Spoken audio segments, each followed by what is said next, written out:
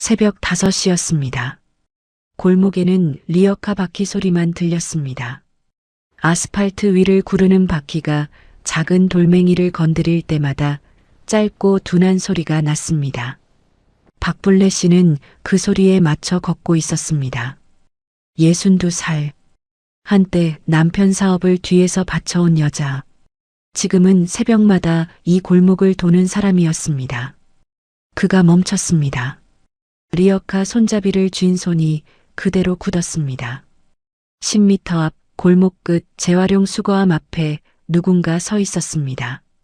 정장 코트, 반듯한 어깨, 등이 곧은 사람이었습니다. 여자가 천천히 돌아섰습니다. 그리고 안주머니에서 무언가를 꺼냈습니다. 낡고 모서리가 다른 봉투였습니다. 손때가 타 있었지만 풀칠한 부분은 그대로 붙어 있었습니다. 뜯긴 흔적이 없었습니다. 어머니, 저 이거 한 번도 안 뜯었어요. 박불래 씨는 그 봉투를 알고 있었습니다. 20년 전 자신이 직접 만들어 던진 것이었으니까요. 그 봉투 안에는 무엇이 들어 있었을까요? 그리고 이 여자는 왜 20년이 지나도록 그것을 열지 않았던 걸까요? 이야기 시작하기 전에 잠깐만요. 구독과 좋아요로 조용히 응원해 주시면 다음 이야기를 이어가는데 큰 힘이 됩니다. 지금 어디에서 듣고 계신지 댓글로 한 줄 남겨주셔도 충분합니다. 이 이야기는 끝까지 함께 해주세요. 리어카 바퀴가 멈추자 골목이 조용해졌습니다. 박불래는 손잡이에서 손을 떼지 않았습니다. 장갑이 없는 오른손이 새벽 공기에 빨갛게 달아올라 있었습니다. 바람 한 점 없는 새벽이었는데도 손끝이 시렸습니다. 손가락 마디마디가 뻣뻣하게 굳어 있었습니다. 무릎도 좋지 않았습니다. 오르막에서 한 번씩 멈추게 되는 건 어쩔 수 없었습니다. 그래도 이 골목은 괜찮았습니다. 평지였고 가로등이 일정한 간격으로 서 있었고 새벽에 지나는 차가 없었습니다. 불레가 가장 오래 다닌 구역이었습니다.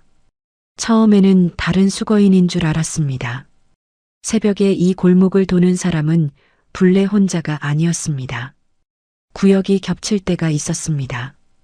그럴 때는 서로 눈을 피하며 지나치는 것이 불문율이었습니다. 먼저 온 사람이 먼저 가져가는 것이 규칙이었고 늦게 온 사람은 기다리거나 돌아가는 것이 예의였습니다. 불레는 리어카를 세우고 잠시 기다릴 생각이었습니다. 상대가 먼저 가면 그 다음에 가면 됐습니다. 서두를 이유가 없었습니다. 새벽 5시에 서두를 곳은 어디에도 없었습니다. 그런데 가까워질수록 아니라는 걸 알았습니다. 정장 코트였습니다. 무릎 아래까지 내려오는 짙은 남색.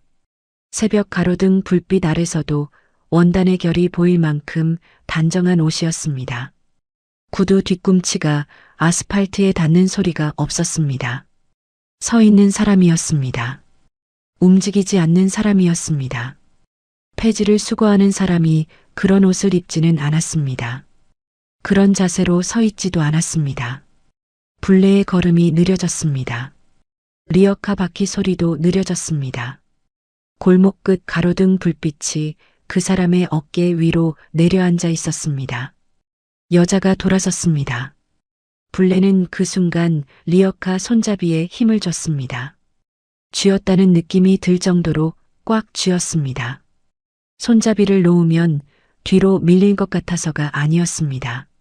손잡이를 쥐고 있지 않으면 이 자리에 서 있을 이유를 찾을 수 없을 것 같아서였습니다. 몸이 어디로 가야 하는지 모르게 될 것 같아서였습니다. 여자의 얼굴이 가로등 불빛 안으로 들어왔습니다. 40이 넘은 얼굴이었습니다. 불레가 마지막으로 봤을 때보다 살이 약간 빠져 있었고 눈가에 잔줄이 생겼습니다. 입술이 얇아 보였습니다. 새벽 추위 때문인지 오래 서 있었기 때문인지 혈색이 많지 않았습니다. 그러나 불레는 알아봤습니다. 20년이 지났어도 알아볼 수 있는 얼굴이었습니다. 눈매가 바뀌지 않았습니다. 누군가를 기다릴 때 눈을 살짝 좁히는 방식이 바뀌지 않았습니다. 이지수였습니다. 불레의 손등 위로 힘줄이 올라왔습니다. 리어카 손잡이가 미세하게 삐걱 소리를 냈습니다. 지수는 먼저 말하지 않았습니다. 먼저 걷지도 않았습니다. 불레가 완전히 멈출 때까지 그냥 서 있었습니다. 그 기다림이 불레를 불편하게 만들었습니다. 화를 내거나 돌아서는 사람이었다면 불레도 다음을 알 수 있었을 텐데 지수는 그냥 기다리는 사람이었습니다. 20년 전에도 그랬습니다. 불레가 소리를 질러도 봉투를 던져도 지수는 먼저 말하지 않았습니다. 먼저 흔들리지 않았습니다. 그 방식이 불레를 오히려 더 힘들게 했습니다. 화를 낼 수 없게 만들었습니다. 지수가 천천히 코트 안주머니에 손을 넣었습니다. 그리고 봉투를 꺼냈습니다. 모서리가 달아 있었습니다. 손때가 타 있었습니다. 20년의 시간이 봉투 겉에 고스란히 남아 있었습니다. 그러나 봉투는 그대로였습니다. 풀칠한 부분이 그대로 붙어 있었습니다. 뜨린 흔적이 없었습니다. 한 번도 열리지 않은 봉투였습니다. 불레의 시선이 봉투에 닿는 순간 가슴 어딘가가 단단하게 조여드는 것 같았습니다. 숨을 들이쉬었습니다. 내쉬지 않았습니다. 새벽 공기가 폐 안에서 그대로 멈춰 있는 것 같았습니다. 지수는 봉투를 든 채로 불레를 바라보고 있었습니다. 말을 하려는 것인지 그냥 서 있는 것인지 알 수 없었습니다. 가로등 불빛이 봉투의 낡은 표면 위에 내려앉았습니다. 불레는 그 불빛을 봤습니다. 봉투를 봤습니다. 봉투의 모서리를 봤습니다. 새벽 골목은 조용했습니다. 바퀴 소리도 바람도 지나는 사람도 없었습니다. 두 사람 사이에는 차가운 공기만 있었습니다. 불레는 그 공기 속에서 리어카 손잡이를 쥐고 있었습니다. 오른손이 여전히 빨간 채로. 불레가 처음 지수를 본 건 봄이었습니다. 아들 민준이 데려왔을 때 지수는 현관에서 한 발짝 들어서며 고개를 숙였습니다. 어머니, 안녕하세요. 목소리가 작지 않았습니다. 또렷하게 들렸습니다. 그러나 눈을 마주치는데 시간이 걸렸습니다. 잠깐이었지만 불레는 그 잠깐을 봤습니다. 불레는 그런 것을 보는 사람이었습니다. 그리고 지수의 손을 봤습니다. 손끝이 거칠었습니다. 손마디가 굵었습니다. 일한 손이었습니다. 오래, 많이 일한 손이었습니다. 불레는 그걸 알아봤습니다. 알아봤기 때문에 더 조여드는 것이 있었습니다. 오래전 자신이 처음 이 집 현관에 들어섰을 때를 떠올렸습니다. 그때도 손끝이 거칠었습니다. 그때도 눈을 마주치는데 시간이 걸렸습니다. 그때도 목소리는 작지 않았지만 어딘가 단단하게 눌려 있었습니다. 불레는 그 기억을 빠르게 지나쳤습니다. 오래 붙들고 있을 기억이 아니었습니다. 부엌으로 들어가면서 지수에게 짐 정리하라고 했습니다. 남편 박태수는 거실 소파에 앉아 있었습니다. 지수가 들어오던 날 태수는 말이 많아졌습니다. 밥은 먹었냐? 오는 길에 힘들지 않았냐? 어머니한테 인사 잘 드려라. 목소리가 밝았습니다. 불레는 부엌에서 그 목소리를 들으며 냄비 뚜껑을 들었다 놓았습니다.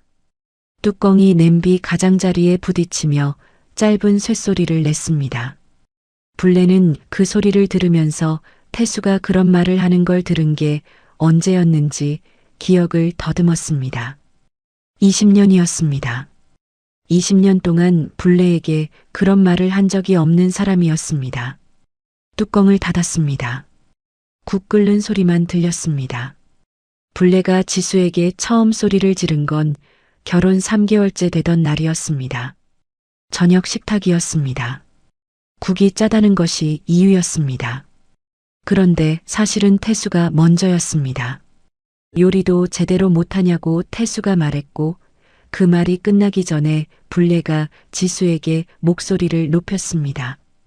태수의 말 위를 덮어버리는 것처럼 빠르고 크게 지수에게 향하는 말이 태수의 말을 묻을 수 있도록 식탁 위에 태수의 목소리가 남아있지 않도록 지수는 그날 아무 말도 하지 않았습니다. 숟가락을 내려놓지도 않았습니다. 그냥 앉아 있었습니다. 눈을 내리깔고 손을 무릎 위에 올려놓고 불레의 말이 끝날 때까지 기다리는 사람처럼 앉아 있었습니다. 불레는 소리를 지르고 나서 자신의 손을 봤습니다. 밥상 모서리를 쥐고 있었습니다. 손가락이 하얗게 변해 있었습니다. 태수는 국그릇을 옆으로 밀었습니다. 아무 말이 없었습니다. 그날 밤 불레는 부엌에 오래 서 있었습니다. 설거지는 이미 끝났습니다. 수도꼭지를 잠근 채였습니다. 물을 틀 이유가 없었습니다. 그런데도 그 자리를 떠나지 못했습니다. 창 너머 골목에서 고양이 우는 소리가 한 번 들렸다가 끊겼습니다. 형광등이 부엌을 환하게 비추고 있었습니다. 불레는 그 빛 아래 서서 싱크대 앞을 바라봤습니다. 물기가 남아있는 싱크대에 가지런히 엎어놓은 그릇들, 자신이 닦아둔 것들이었습니다. 그런데도 낯설어 보였습니다. 무언가를 결심하는 사람처럼 서 있었습니다. 그 결심이 무엇인지는 그때는 불레 자신도 분명히 몰랐을 겁니다. 그냥 오래 서 있었습니다. 부엌 불을 끄기 전까지 결혼 첫 해 불레는 지수를 쉬게 두지 않았습니다. 명절이면 새벽 4시에 깨웠습니다. 알람을 맞추지 않아도 됐습니다. 불레가 방문 앞에 서서 노크를 한 번 했습니다. 세게 두드리지 않았습니다. 그냥 한 번. 소리가 크지 않았습니다. 그런데도 지수는 그 소리에 일어났습니다. 부엌에 불이 켜지는 소리가 들려야 불레는 자기 방으로 돌아갔습니다. 지수가 먼저 일어나 있지 않으면 다시 문을 두드렸습니다. 두 번째 노크는 첫 번째보다 조금 더 오래 기다린 후에 왔습니다. 그 기다림이 더 무거웠습니다. 친정에 가는 날엔 시간을 재서 돌아오게 했습니다. 저녁 6시까지 들어오지 않으면 전화를 했습니다. 말은 짧았습니다. 밥은 그게 다였습니다. 그 두 글자 뒤에 오는 침묵이 나머지를 다 말해줬습니다. 지수는 그 전화를 받을 때마다 통화를 끊고 나서 잠깐 아무것도 하지 않았을 겁니다.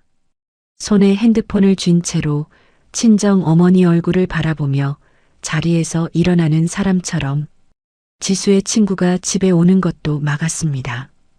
이유를 대지 않았습니다. 그냥 손님 치를 준비가 안 됐다고 했습니다. 한 번이 아니었습니다. 지수가 조심스럽게 꺼낼 때마다 불레는 같은 말을 했습니다. 준비가 안 됐다고. 지수는 친구에게 전화를 걸어 짧게 말했습니다. 불레는 그 전화 내용을 듣지 못했습니다. 그래도 알 수 있었습니다. 지수의 목소리가 작아지는 방향이 어디인지를. 지수가 받은 월급 통장을 불레가 한 번 본 건 우연이었습니다. 테이블 위에 잠깐 올려져 있었습니다. 불레는 들여다보지 않았습니다. 그냥 지나쳤습니다. 다음 날부터 집안 살림비 요구 금액이 2배가 됐습니다.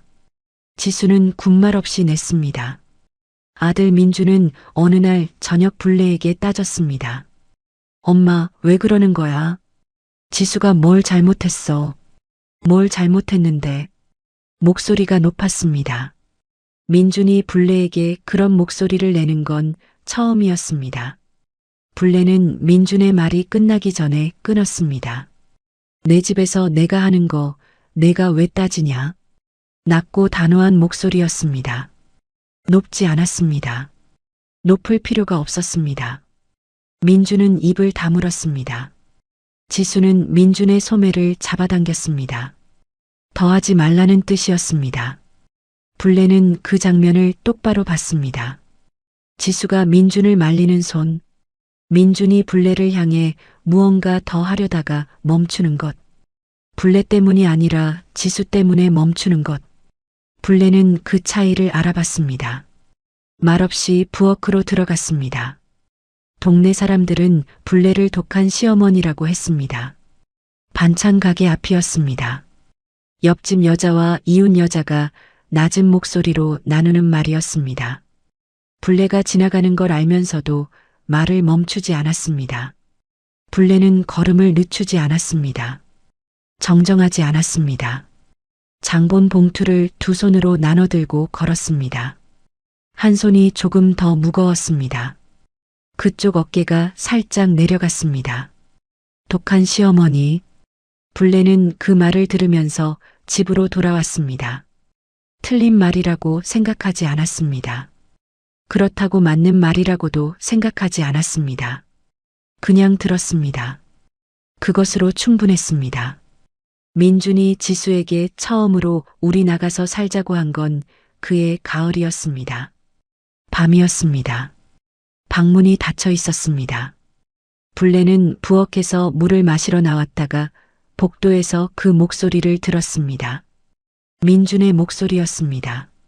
작게 말하는 사람처럼 들렸지만 복도에서는 다 들렸습니다. 지수야, 우리 나가서 살자. 이러고 살면 안 되잖아.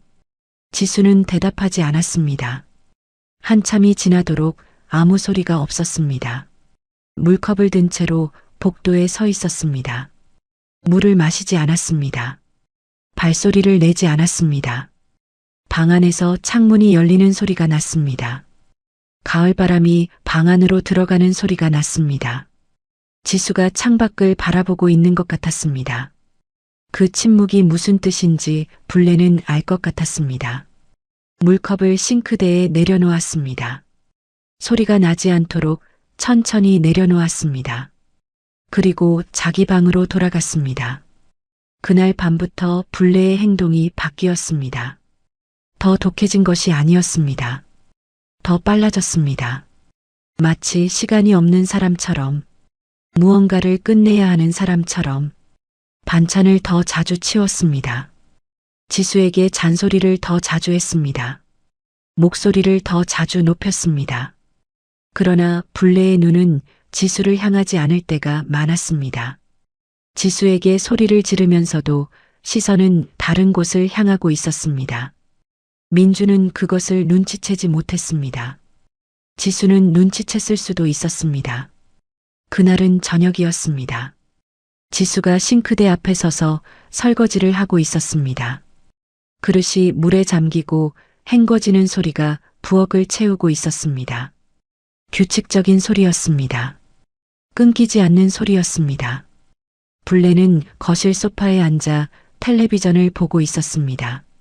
화면에 무엇이 나오는지 보지 않았습니다. 소리만 들렸습니다. 텔레비전 소리와 부엌에서 들려오는 물소리가 섞여 있었습니다.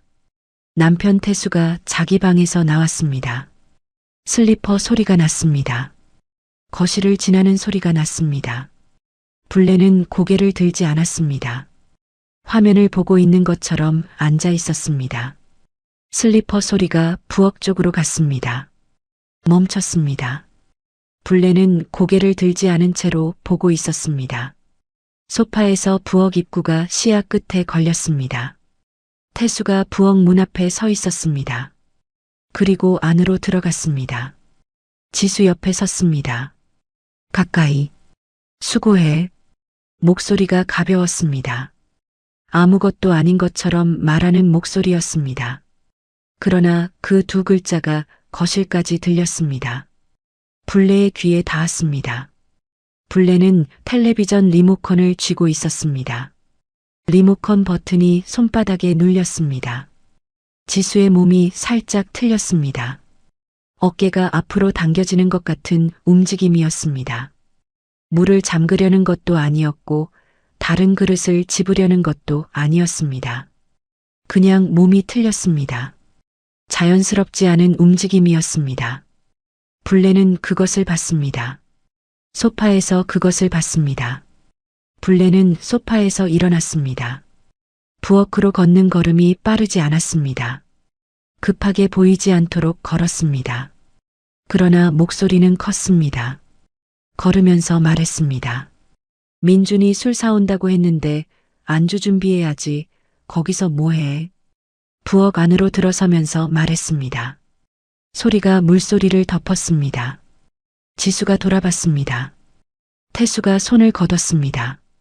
불레는 냉장고 문을 열었습니다. 냉장고 안을 들여다봤습니다. 차가운 공기가 얼굴로 나왔습니다. 불레는 그 냉기를 정면으로 받으며 숨을 골랐습니다.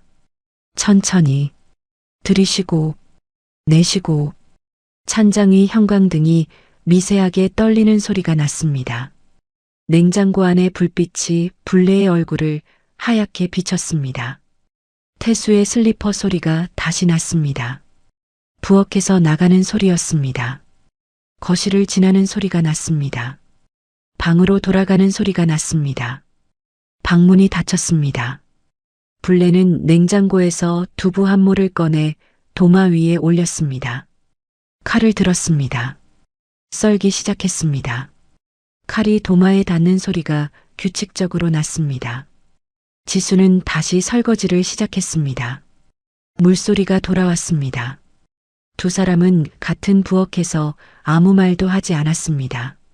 물소리와 칼소리가 섞였습니다. 창밖에는 이미 어둠이 내려앉아 있었습니다. 그날 밤 민준에게서 연락이 왔습니다.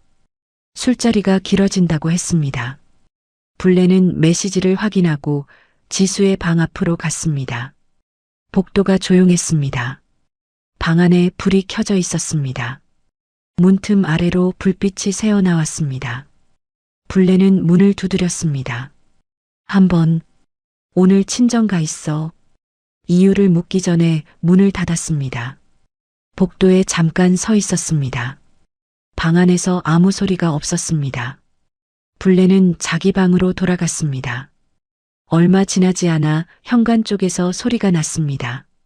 신발장 문이 열리는 소리, 신발을 꺼내는 소리, 문이 열리는 소리, 그리고 닫히는 소리. 불레는 자기 방 안에 있었습니다.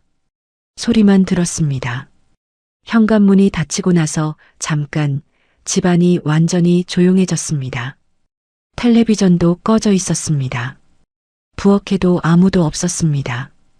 태수의 방에서도 소리가 없었습니다. 불레는 그 조용함 속에 있었습니다. 자리에서 일어났습니다. 남편 태수의 방 앞으로 걸어갔습니다. 복도가 어두웠습니다. 태수의 방 문틈 아래로 불빛이 새어나오고 있었습니다. 텔레비전 소리가 작게 들렸습니다. 불레는 문 앞에 섰습니다. 손을 들었습니다. 문에 닿기 직전에 손을 걷었습니다. 그대로 서 있었습니다. 문 안에서 텔레비전 소리가 들렸습니다. 뉴스 앵커의 목소리가 낮고 일정하게 이어졌습니다. 불레는 그 목소리를 들으면서 서 있었습니다. 손을 내렸습니다. 주먹을 쥐었다가 폈습니다. 자기 방으로 돌아갔습니다. 불을 켜지 않았습니다. 창문을 통해 골목 가로등 불빛이 방 안으로 들어왔습니다. 불레는 그 불빛 속에 서 있었습니다. 침대에 앉지 않았습니다. 그냥 서 있었습니다. 창밖에서 바람 소리가 났습니다. 가을 바람이었습니다. 지수가 열었던 방 창문과 같은 방향의 바람이었습니다. 그의 겨울이었습니다.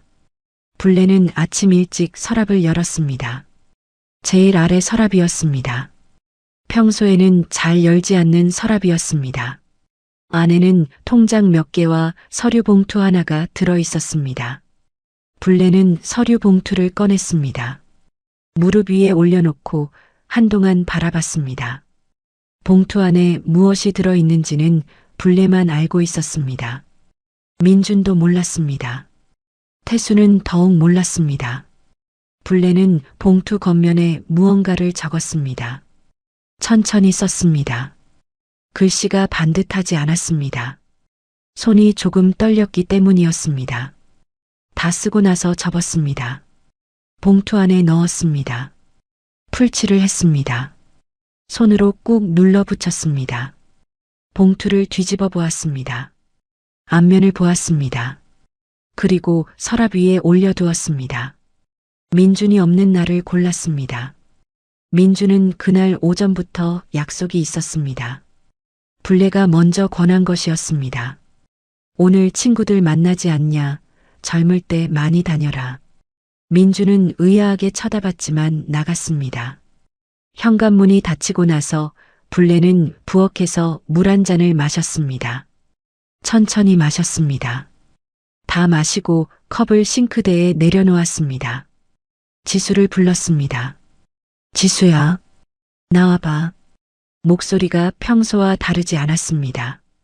지수가 방에서 나왔습니다. 거실로 들어서면서 불례를 봤습니다. 불례는 소파에 앉아 있었습니다. 테이블 위에 봉투가 놓여 있었습니다. 지수는 봉투를 봤습니다. 그리고 불례를 봤습니다.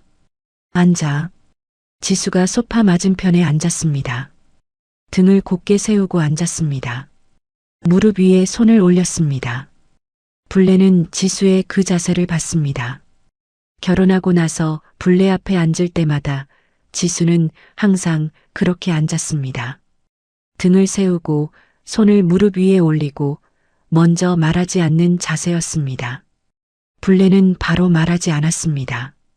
잠깐 있었습니다. 창밖에서 겨울 바람 소리가 났습니다. 베란다 창이 미세하게 떨렸습니다. 거실 안은 따뜻했습니다.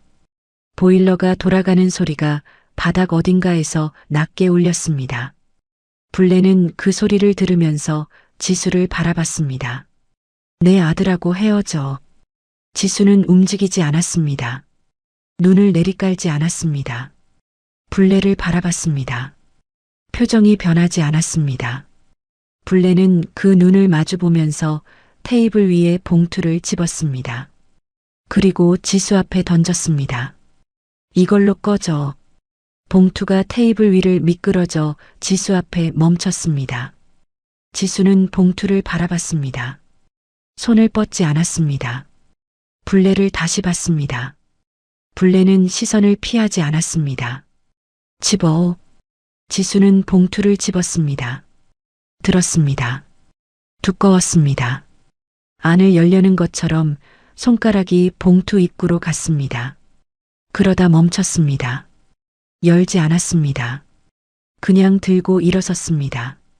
불례는 소파에 앉은 채로 있었습니다.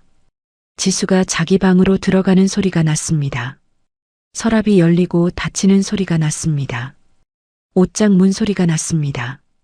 불례는 그 소리들을 들었습니다. 하나씩 들었습니다. 짐을 싸는 소리였습니다.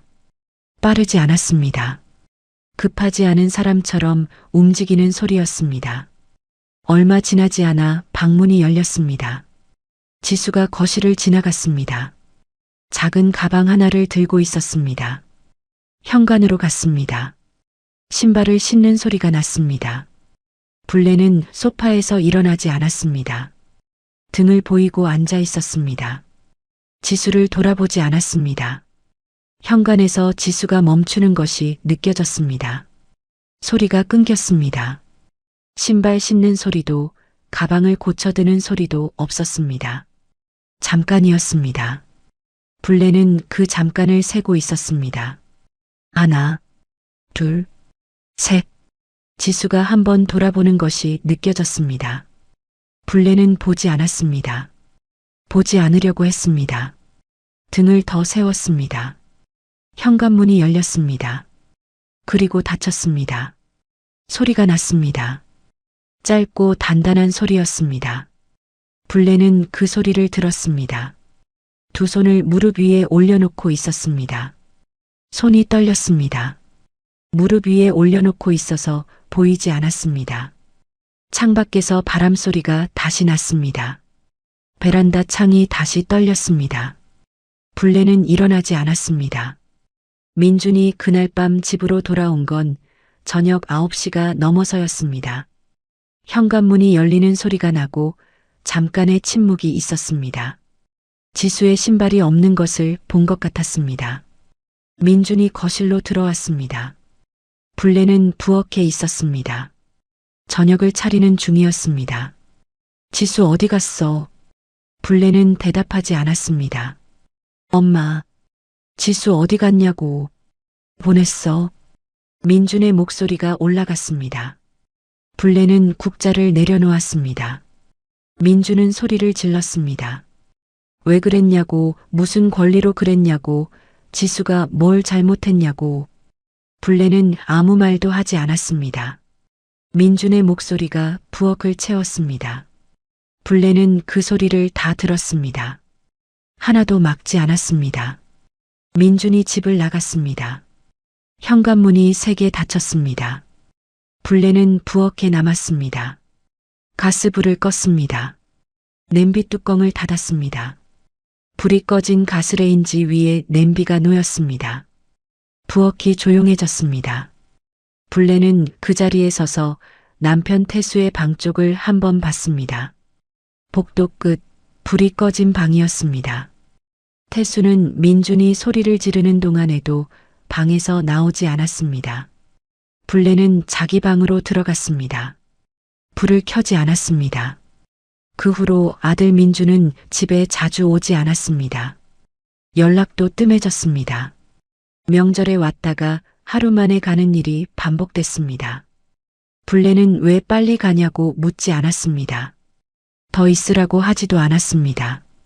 민준이 신발을 신고 나가면 현관까지 따라갔습니다. 그게 다였습니다. 지수의 이야기는 민준의 입에서 나오지 않았습니다. 불레도 꺼내지 않았습니다. 남편 태수가 병이 난 건 그로부터 몇 년 후였습니다. 처음엔 허리였습니다. 그 다음은 무릎이었습니다. 그리고 심장이었습니다. 병원을 오가는 횟수가 늘었습니다. 불레가 옆에 앉아 있는 시간이 늘었습니다. 병원 대기실 의자는 딱딱했습니다. 불레는 번호표를 쥐고 기다렸습니다. 태수의 이름이 호출될 때까지, 검사실에서 나올 때까지. 태수가 완전히 드러눕고 나서 집안이 조용해졌습니다. 소파에서 텔레비전을 크게 틀던 소리가 없어졌습니다. 슬리퍼 소리가 없어졌습니다. 부엌으로 들어오는 소리가 없어졌습니다. 불레는 그 조용함이 무섭지 않았습니다. 오히려 밥을 먹을 수 있었습니다. 오래 씹어서 먹을 수 있었습니다. 천천히 삼킬 수 있었습니다. 무서운 것과 편한 것이 같은 모양일 수 있다는 걸 불레는 그때 알았습니다. 간병은 불레가 혼자 했습니다. 민주는 멀리 살았습니다. 자주 올 수 없었습니다. 불레는 오라고 하지 않았습니다. 태수의 기저귀를 갈고 약을 먹이고 몸을 닦았습니다. 매일 했습니다. 계절이 바뀌는 동안 계속했습니다. 태수가 죽기 이틀 전이었습니다. 태수가 불레를 불렀습니다. 목소리가 가늘었습니다. 불레는 침대 옆에 앉았습니다. 태수가 천장을 바라보면서 말했습니다. 그 아이는 잘 있냐? 불레는 대답하지 않았습니다. 어떤 아이를 말하는지 물어보지 않아도 알았습니다. 태수는 더 묻지 않았습니다. 불레도 더 말하지 않았습니다. 그게 태수와 나눈 마지막 대화였습니다. 태수가 죽고 나서 불레는 장례를 치렀습니다. 민준이 내려왔습니다. 사흘 동안 옆에 있었습니다. 장례가 끝나고 민준이 다시 올라가던 날 불레는 현관까지 따라 나갔습니다.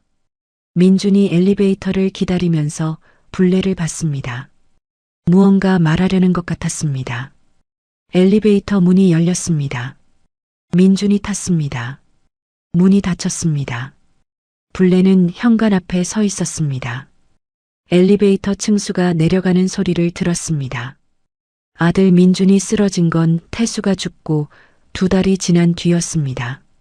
심장이었습니다. 직장에서 쓰러졌다고 했습니다. 불레는 전화를 받고 택시를 탔습니다.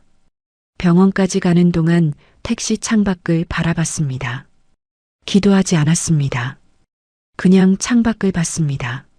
민주는 중환자실에 있었습니다. 불레는 유리창 너머로 봤습니다. 기계들이 민준의 몸에 연결되어 있었습니다. 기계 소리가 규칙적으로 났습니다. 불레는 그 소리를 들으면서 서 있었습니다. 사흘이 지났습니다. 민준이 한번 깨어났습니다. 눈을 뜨고 불레를 봤습니다. 입술이 움직였습니다. 불레는 민준의 손을 잡았습니다. 민준의 손이 불레의 손을 쥐는 힘이 약했습니다. 말소리가 나오지 않았습니다. 입술만 움직였습니다. 불레는 그 입술을 읽으려고 했습니다. 읽을 수 없었습니다. 기계 소리만 들렸습니다. 민준이 눈을 감았습니다. 기계 소리가 달라졌습니다. 간호사들이 들어왔습니다. 불레는 민준의 손을 쥔 채로 있었습니다. 옆으로 비켜야 했습니다. 불레는 손을 놓았습니다. 병원복도 의자에 오래 앉아 있었습니다. 가방을 무릎 위에 올려놓고 있었습니다. 창밖에 오후 햇빛이 들어왔습니다. 복도를 지나는 사람들이 있었습니다. 아무도 불레 옆에 앉지 않았습니다. 아무도 오지 않았습니다. 불레는 그 자리에 앉아서 민준의 입술을 다시 생각해 봤습니다. 무슨 말을 하려 했는지 끝내 알 수 없었습니다. 그 후로 일들이 빠르게 정리됐습니다. 남편 태수가 남긴 빚이 있었습니다. 불레가 모르는 빚이었습니다. 사업을 접은 후에 생긴 것들이었습니다. 집이 넘어갔습니다. 불레는 서류에 도장을 찍었습니다. 손이 떨리지 않았습니다. 이미 떨 힘이 없었습니다. 반지하러 갔습니다. 습기가 많았습니다. 겨울에 벽에 물이 맺혔습니다. 그 다음엔 쪽방으로 갔습니다. 좁았습니다. 그 다음엔 지금의 골목 근처로 왔습니다. 반지하보다는 조금 나았습니다. 리어카를 끌기 시작한 건 그해 겨울부터였습니다. 처음엔 무거웠습니다. 무릎이 버텨주지 않았습니다. 파스를 붙이고 나갔습니다. 한 달이 지나고 두 달이 지나면서 몸이 익숙해졌습니다. 무거운 것도 새벽의 추위도 사람들의 시선도 익숙해졌습니다. 어느 날 밤 잠이 오지 않아 천장을 보다가 불레는 이런 생각을 했습니다. 봉투 안에 자신이 무엇을 넣었는지 지수가 알기는 했을까? 뜯어봤을까? 아니면 버렸을까? 아니면 아직 가지고 있을까? 생각했습니다. 그리고 천장을 계속 봤습니다. 대답은 없었습니다. 새벽이 올 때까지 천장을 봤습니다. 새벽 골목이었습니다. 지수가 봉투를 내밀었습니다. 두 손으로 들고 있었습니다. 불레 쪽으로 내미는 것이었습니다. 불레는 받지 않았습니다. 리어카 손잡이를 쥔 채로 있었습니다. 손잡이가 차가웠습니다. 쇠냄새가 손바닥에 배어 있었습니다. 불레는 그 냄새를 맡으면서 봉투를 받습니다. 어머니, 저 이거 한 번도 안 뜯었어요. 지수의 목소리가 낮았습니다. 떨리지 않았습니다. 20년 전 거실에서 불레 앞에 앉아 있을 때와 같은 목소리였습니다. 크지 않았지만 분명하게 들렸습니다. 불레는 아무 말도 하지 않았습니다. 지수가 말을 이었습니다. 뜯으려고 했는데요. 잠깐 멈췄습니다. 뜯으면 진짜 끝날 것 같아서 못 뜯었어요. 골목에 바람이 없었습니다. 가로등 불빛이 두 사람 사이에 내려앉아 있었습니다. 멀리서 새벽 배달 오토바이 소리가 났다가 사라졌습니다. 불레는 그 소리가 사라지는 것을 들으면서 봉투를 받습니다. 20년이 지났는데 봉투는 그대로였습니다. 모서리가 닳았습니다. 손때가 탔습니다.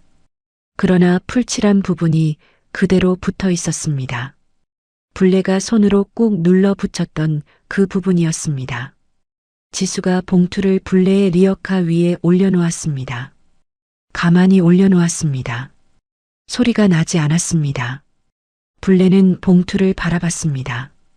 리어카 위에 놓인 봉투를 봤습니다. 그리고 손을 뻗었습니다. 리어카 손잡이에서 손을 뗐습니다. 봉투를 집었습니다. 손이 떨렸습니다. 20년 전과 같은 떨림이었습니다. 봉투 안에 편지를 넣고 풀칠을 하고 지수 앞에 던지던 날과 같은 떨림이었습니다. 불레는 그것을 알았습니다. 알면서도 손을 멈추지 않았습니다. 봉투를 뜯었습니다. 천천히 뜯었습니다. 풀칠한 부분이 떨어지는 소리가 났습니다. 작은 소리였습니다. 골목의 새벽 공기 속에서 그 소리만 들렸습니다. 안에는 두 가지가 있었습니다. 채권 증서 묶음이었습니다. 종이가 누렇게 발에 있었습니다. 20년의 시간이 종이에 배어 있었습니다. 불레는 그것을 꺼냈습니다. 두꺼웠습니다. 그리고 아래에 편지가 있었습니다. 접혀 있는 편지였습니다. 불레의 글씨로 쓴 것이었습니다. 불레는 편지를 펼쳤습니다. 자신의 글씨였습니다. 20년 전 새벽에 혼자 쓴 글씨였습니다. 손이 떨렸던 날의 글씨였습니다. 그래서 반듯하지 않았습니다. 그러나 읽을 수 있었습니다. 이 집에 있으면 안 된다. 나도 20년을 버텼다. 너는 버티지 마라. 이 돈은 내가 시집 올 때 갖고 온 것이다. 내 것이다. 너한테 주는 것이다. 아들한테는 말하지 마라. 아들은 아비를 닮았다. 나는 아들을 믿지 않는다. 너는 나가서 잘 살아라. 불레는 편지에서 눈을 들지 않았습니다. 지수가 말했습니다. 아버님이 거기서 멈췄습니다. 불레가 고개를 저었습니다. 천천히 말하지 않아도 된다는 뜻으로. 그러나 지수는 말했습니다. 천천히 한마디씩 말했습니다. 아버님이 자신에게 어떻게 했는지를, 처음 들어온 날부터 민준이 없는 날을, 불레가 자신을 부엌으로 내몰던 날들을, 불레가 소리를 지르면 아버님이 방으로 돌아가던 것을, 불레가 자신을 친정으로 내보내던 날 밤 방에 혼자 남게 되지 않았던 것을 불레는 듣고 있었습니다. 지수의 말이 끝났습니다. 골목이 다시 조용해졌습니다. 가로등 불빛이 여전히 두 사람 위에 있었습니다. 불레는 채권 증서를 받습니다. 편지를 받습니다. 그리고 봉투를 받습니다. 20년 동안 뜯리지 않은 채로 있었던 봉투였습니다. 지수가 들고 다닌 봉투였습니다. 버리지 않은 봉투였습니다. 불레의 입술이 움직였습니다. 소리가 나오지 않았습니다. 그리고 주저앉았습니다. 리어카 옆이었습니다. 아스팔트 위였습니다. 무릎이 차가운 바닥에 닿았습니다. 불레는 봉투를 두 손으로 쥔 채로 주저앉았습니다. 등이 구부러졌습니다. 어깨가 내려갔습니다. 소리가 났습니다. 20년 만이었습니다. 불레가 소리내어 우는 것은 20년 만이었습니다. 태수가 죽던 날도 울지 않았습니다. 민준이 눈을 감던 날도 울지 않았습니다. 집이 넘어가던 날도 울지 않았습니다. 그런데 새벽 골목 아스팔트 위에서 리어카 옆에서 20년 전 자신이 던진 봉투를 두 손으로 쥐고 앉아서 소리가 났습니다. 골목에 그 소리만 있었습니다. 지수는 달려오지 않았습니다. 무릎을 꿇고 불레 옆에 앉았습니다. 등을 두드리지 않았습니다. 손을 잡지 않았습니다. 그냥 옆에 있었습니다. 불레가 우는 동안 지수는 옆에 앉아서 같은 방향을 바라봤습니다. 골목 끝을 바라봤습니다. 아직 어두운 새벽이었습니다. 불레의 울음이 잦아드는데 시간이 걸렸습니다. 소리가 작아졌습니다. 어깨가 작게 떨렸습니다. 그것도 멈췄습니다. 불레는 손등으로 눈가를 닦았습니다. 거칠고 빨간 손이었습니다. 리어카를 끌던 손이었습니다. 그 손으로 눈가를 닦았습니다. 골목 끝에서 빛이 시작됐습니다. 새벽이 끝나려는 것인지 하늘 끝이 조금씩 밝아오고 있었습니다. 가로등 불빛이 아닌 다른 빛이었습니다. 하늘에서 내려오는 빛이었습니다. 불레는 그 빛을 봤습니다. 오래 봤습니다. 지수가 먼저 일어났습니다. 코트 무릎 부분을 손으로 털었습니다. 아스팔트 먼지가 묻어 있었습니다. 한번 털었습니다. 그리고 불레에게 손을 내밀었습니다. 불레는 그 손을 보았습니다. 40이 넘은 손이었습니다. 20년 전보다 손마디가 굵어졌습니다. 그래도 일한 손이라는 것을 알 수 있었습니다. 불레가 처음 알아봤던 손이었습니다. 현관에서 고개를 숙이며 들어오던 날 불레가 눈여겨봤던 손이었습니다. 불레는 그 손을 잡지 않았습니다. 혼자 일어섰습니다. 무릎이 욱신했습니다. 바닥이 차가웠던 것이 무릎 안쪽으로 들어온 것 같았습니다. 불레는 천천히 일어섰습니다. 리어카 손잡이를 잡았습니다. 지수는 손을 거두지 않고 기다리다가 불레가 일어서는 것을 보고 조용히 손을 내렸습니다. 억지로 잡으려 하지 않았습니다. 불레가 리어카 손잡이를 잡은 채로 앞을 봤습니다. 지수가 옆에 섰습니다. 불레의 반걸음 뒤에 앞서지 않았습니다. 나란히 서려고도 하지 않았습니다. 그냥 옆에 조금 뒤에 섰습니다. 두 사람이 걷기 시작했습니다. 리어카 바퀴 소리가 다시 났습니다. 아스팔트 위를 구르는 소리였습니다. 불레는 그 소리를 들으면서 걸었습니다. 말이 없었습니다. 지수도 말하지 않았습니다. 골목을 걸었습니다. 가로등 불빛 아래를 지나갔습니다. 불빛이 두 사람 위를 차례로 지나갔습니다. 골목 끝 재활용 수거함 앞에 왔습니다. 불레가 멈췄습니다. 리어카를 세웠습니다. 바퀴 소리가 멈췄습니다. 불레는 손잡이를 잡은 채로 있었습니다. 잠깐이었습니다. 손을 뗐습니다. 처음이었습니다. 이 골목에서 리어카 손잡이에서 먼저 손을 뗀 적이 없었습니다. 항상 리어카를 세우고 폐지를 실으면서 손잡이에서 손을 뗐습니다. 그러나 지금은 폐지가 없었습니다. 아무것도 씻지 않은 채로 손잡이에서 손을 뗐습니다. 지수는 보고 있었습니다. 아무 말도 하지 않았습니다. 불레가 걷기 시작했습니다. 리어카를 두고 걷기 시작했습니다. 수거함 앞에 리어카를 세워두고 몸만 앞으로 걸어갔습니다. 걸음이 빠르지 않았습니다. 무릎이 좋지 않아서이기도 했고 그럴 이유가 없어서이기도 했습니다. 그냥 걸었습니다. 지수가 따라갔습니다. 불레의 반걸음 뒤에서 같은 속도로 따라갔습니다. 리어카는 수거함 앞에 남아 있었습니다.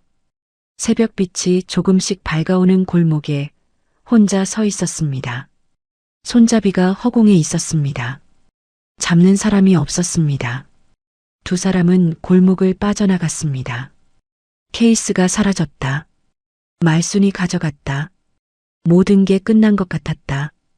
그때 이경의 손가락이 움직인다. 한 번, 두 번, 세 번. 침대 난간이 아니라 반대쪽 벽을 향해.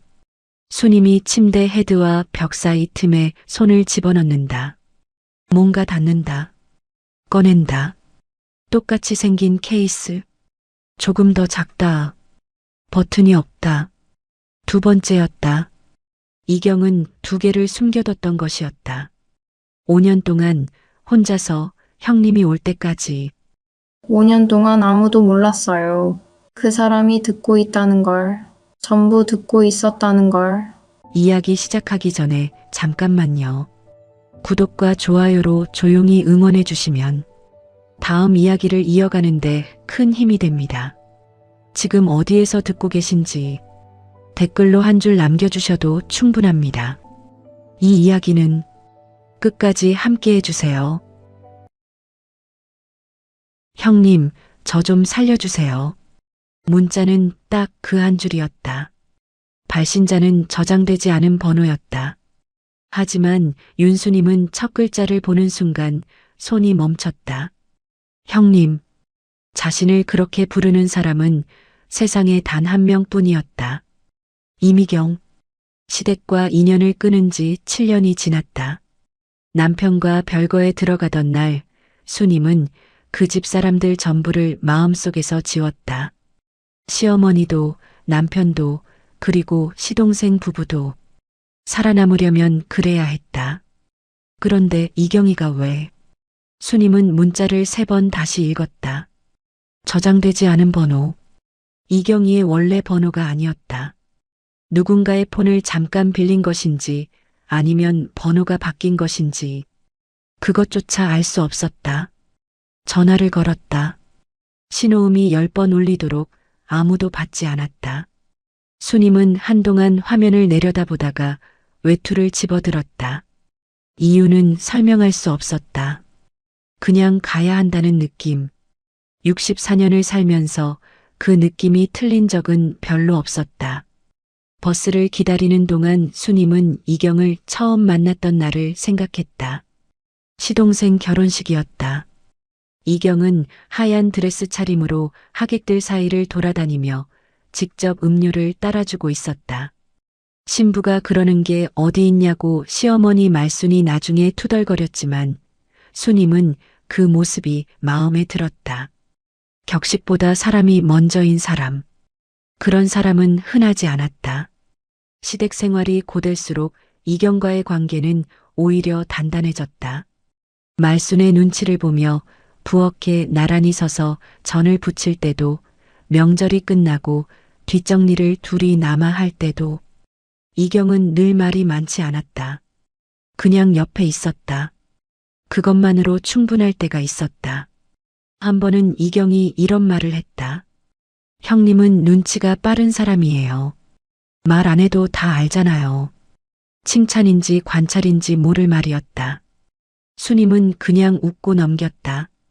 그런데 지금 이 버스 정류장에서 그 말이 갑자기 다시 떠올랐다. 아무 맥락도 없이 형님은 눈치가 빠른 사람이에요. 버스가 들어왔다. 병원은 시내에서 버스로 1시간 거리였다. 차창 밖으로 아파트 단지들이 스쳐 지나갔다. 수님은 핸드폰을 꺼내 그 번호로 다시 전화를 걸었다. 이번에도 받지 않았다. 문자를 보냈다. 이경아, 나 수님 언니야. 지금 가고 있어. 전송은 됐지만 읽음 표시는 뜨지 않았다. 5년째 식물인간. 그 말을 어디서 들었는지 기억이 나지 않았다. 시댁과 연이 끊긴 후 가끔 들려오는 소식들 중 하나였다.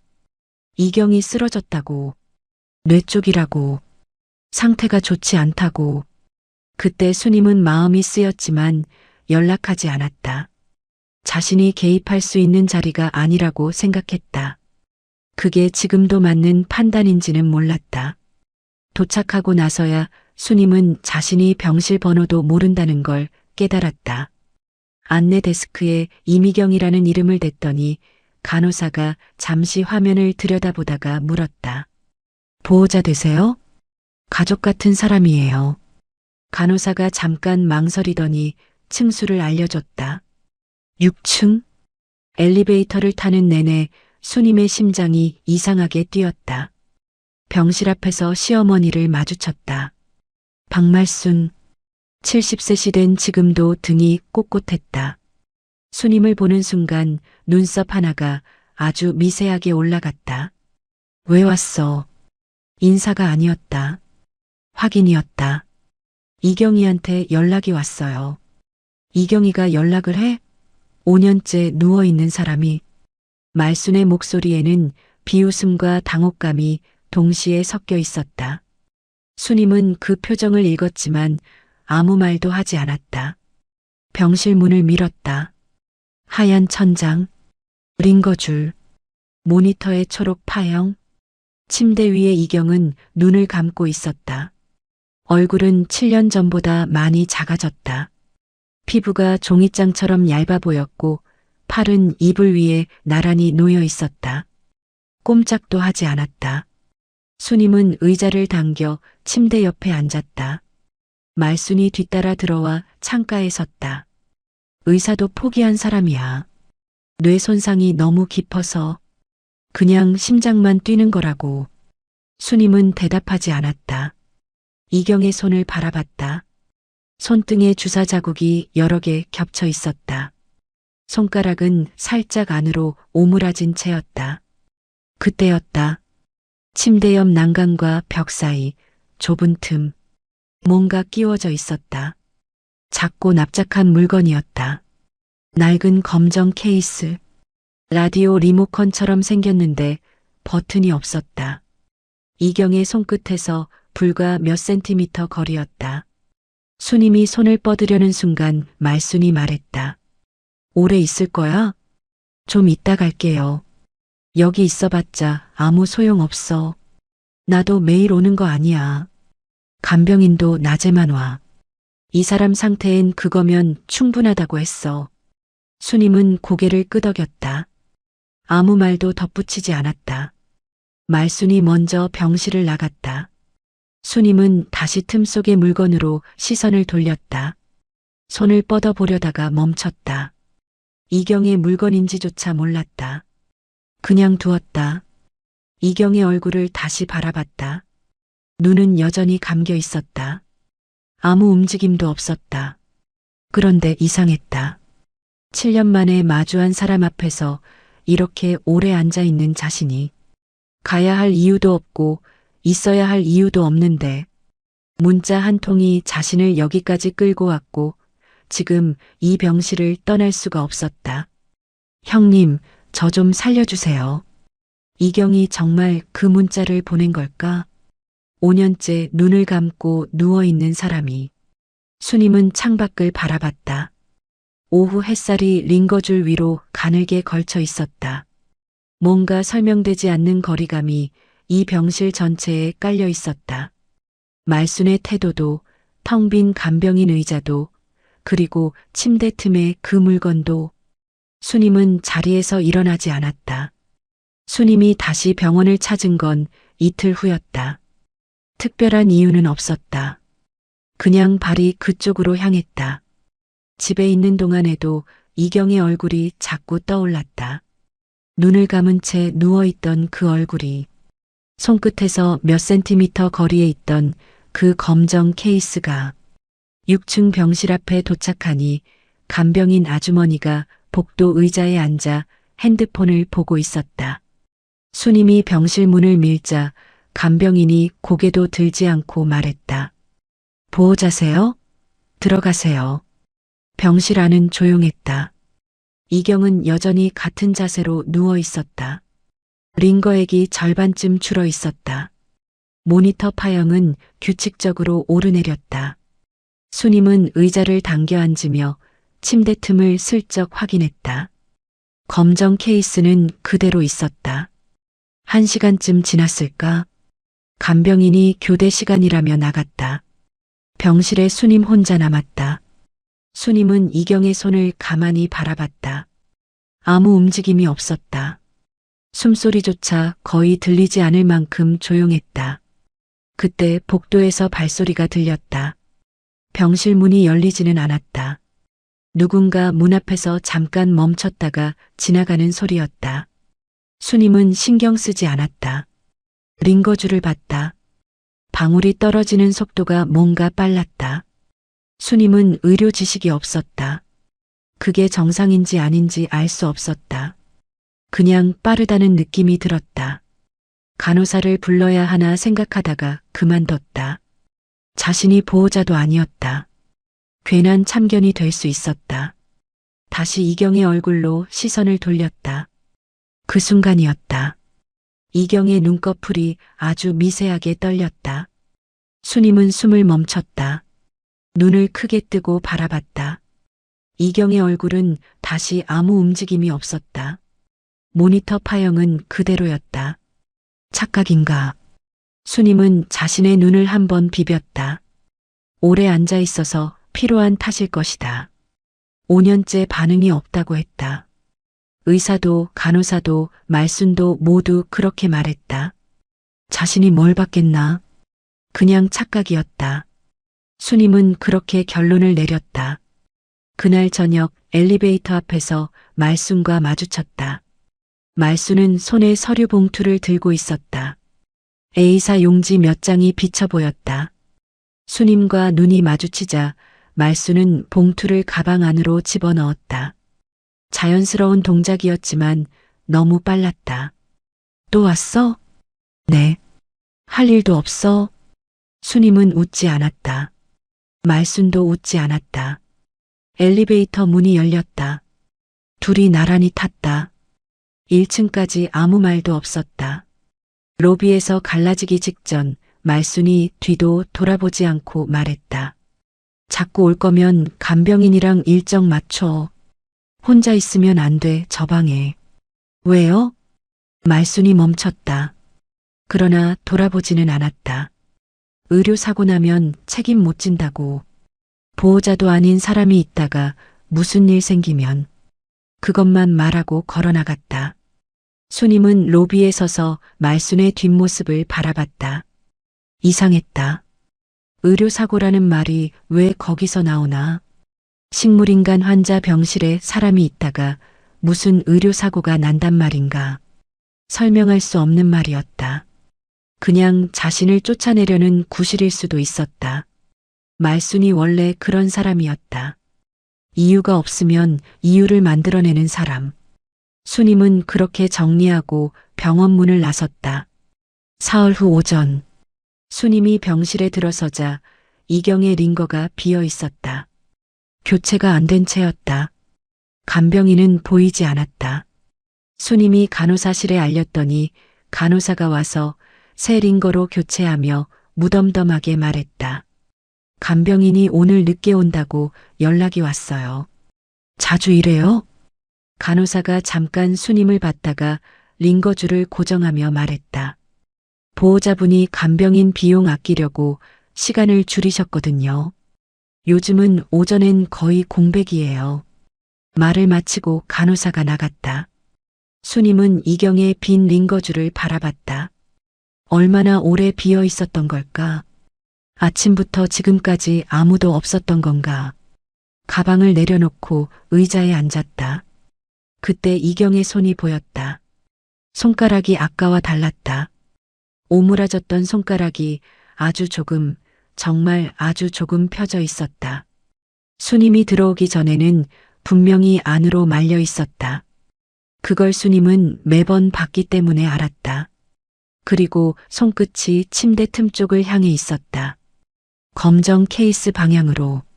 수님은 자리에서 일어나 이경의 손 가까이로 얼굴을 가져갔다. 손가락은 정말로 미세하게 펴진 채였다. 방향도 분명했다. 심장이 빠르게 뛰었다. 하지만 수님은 고개를 저었다. 근육 경련일 수 있었다. 장기간 누워있으면 손가락이 저절로 움직이기도 한다고 어디서 들은 것 같았다. 방향은 그냥 우연이었다. 의사도 포기했다고 했다. 5년이었다. 수님은 다시 의자에 앉았다. 이경의 손에서 시선을 거두지 못한 채 그날 병원을 나오면서 수님은 한 가지를 더 떠올렸다.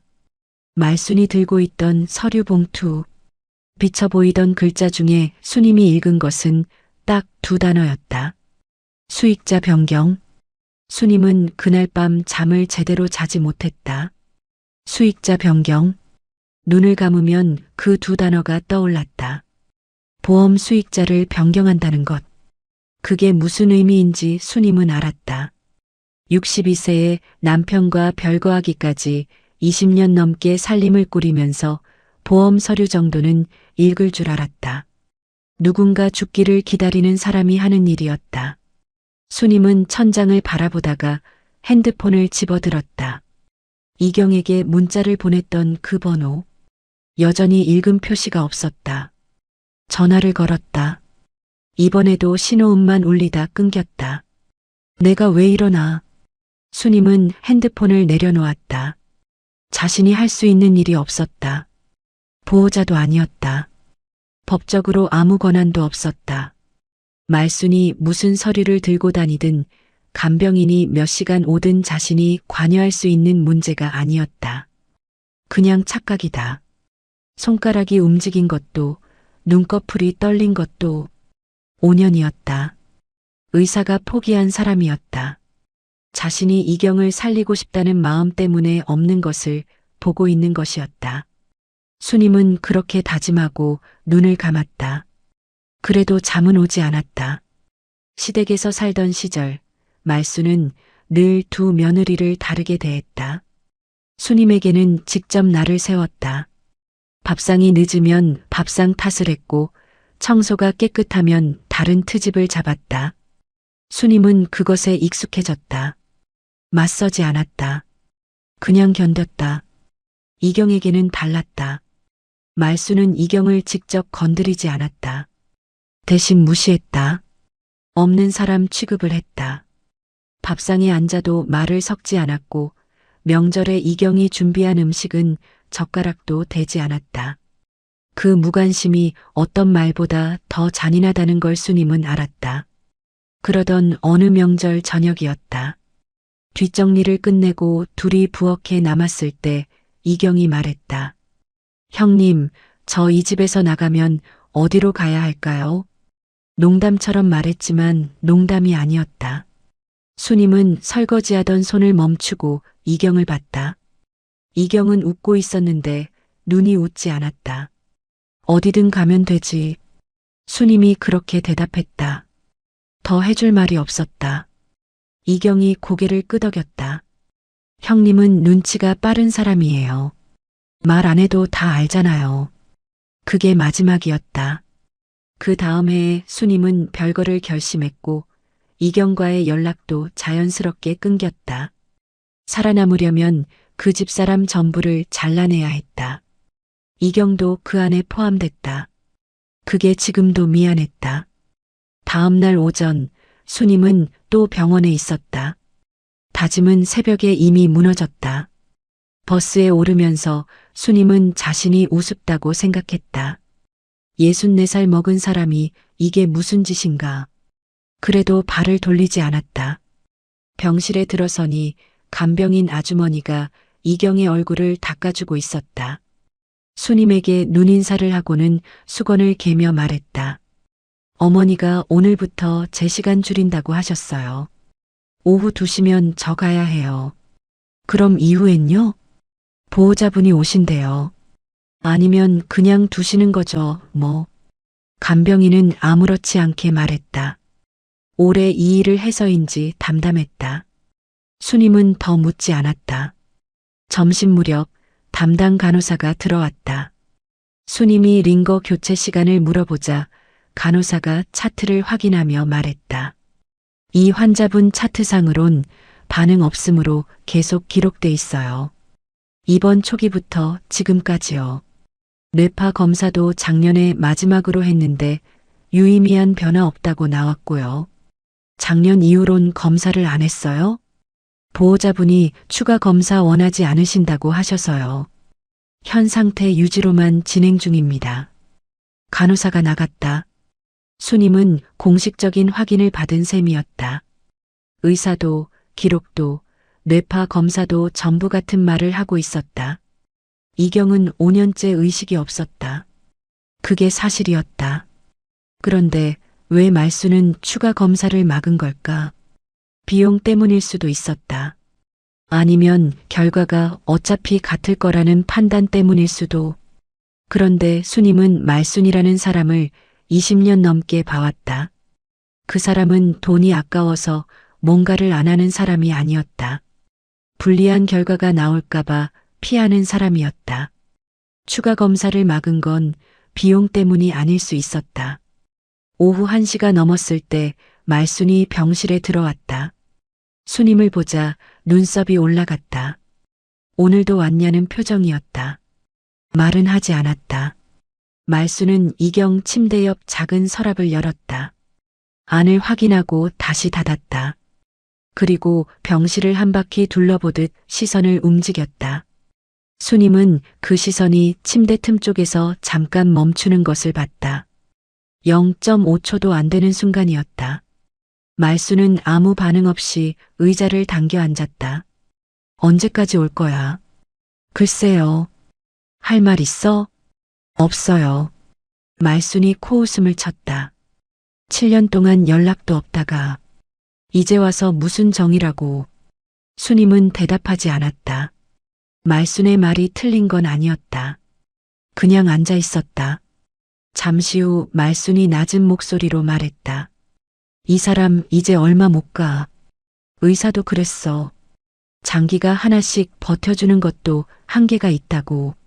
올 거면 마지막 얼굴이나 보러 온다 생각하고 와. 수님은 이경의 얼굴을 바라봤다. 마지막 얼굴. 말수는 그 말을 너무 자연스럽게 했다. 슬픔이 없었다. 시동생 며느리가 죽어간다는 말을 날씨 얘기하듯 했다. 20년 동안 한 집에서 살았던 사람이었다. 아무리 사이가 나빠도 그 무게가 없을 수는 없었다. 그런데 없었다. 완전히. 수님은 그게 더 무서웠다. 말순이 나간 후 병실에 다시 둘이 남았다. 수님은 이경의 손 가까이로 자신의 손을 가져갔다. 잡지는 않았다. 그냥 옆에 뒀다. 이경아. 소리내어 불러본 건 처음이었다. 자신의 목소리가 낯설었다. 나 왜 부른 거야? 말해봐. 당연히 대답은 없었다. 모니터가 규칙적으로 울렸다. 링거 방울이 떨어졌다. 창밖에서 복도 소음이 가늘게 들렸다.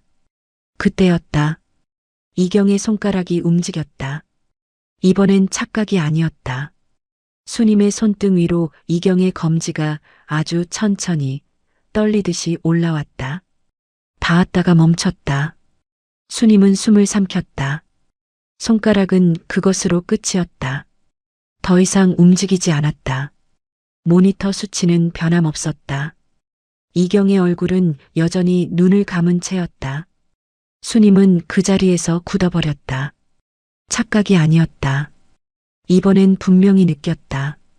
차갑고 가느다란 손가락이 자신의 손등을 건드렸다.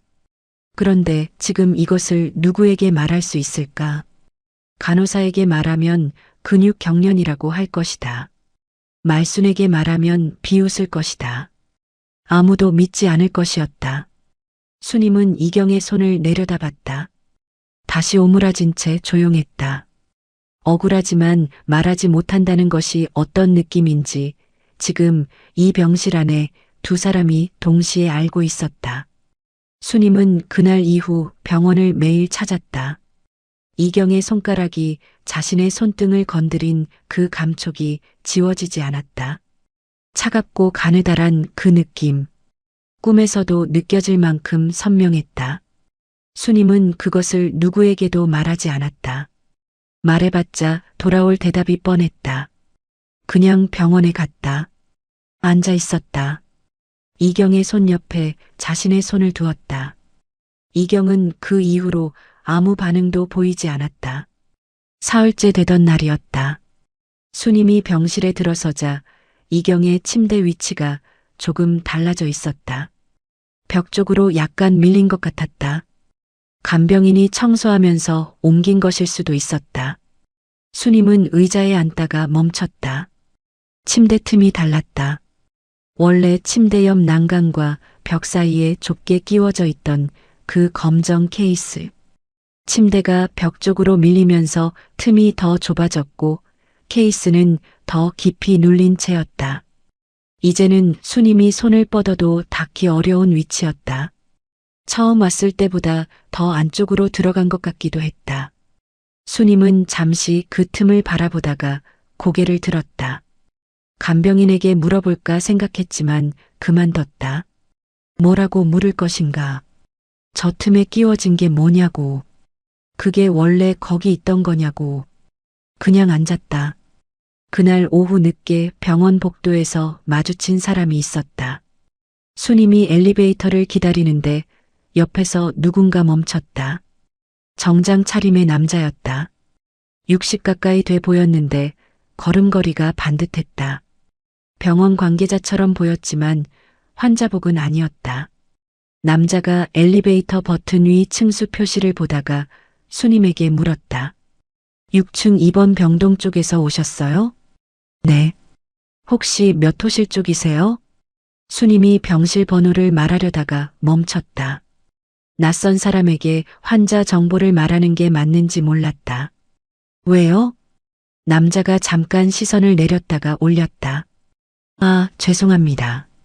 그냥 여쭤봤어요. 엘리베이터가 도착했다. 남자는 타지 않았다. 수님이 탔다.